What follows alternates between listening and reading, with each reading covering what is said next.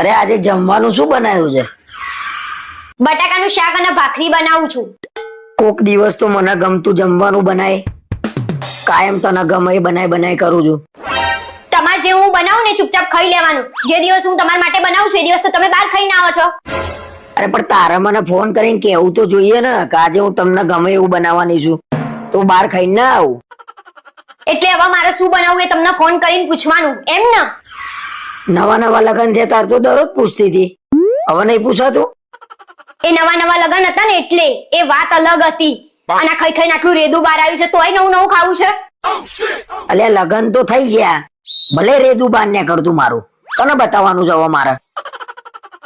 હવે હોશિયારી ના મારશો ને, એમ કોને કે પેટ નહીં ઉતરતું? કોને બતાવવા વાળી? સી ખબર વધતું જ જાય છે, ખબર નહીં કેમ. શું કરવાનું એ તો કે? શરમ નહીં આવતી? ખાખા કરો તો વજન વધતું જ જાય ને. શરમ રાખો ને તોય ખાવાનું બંધ થઈ જાય.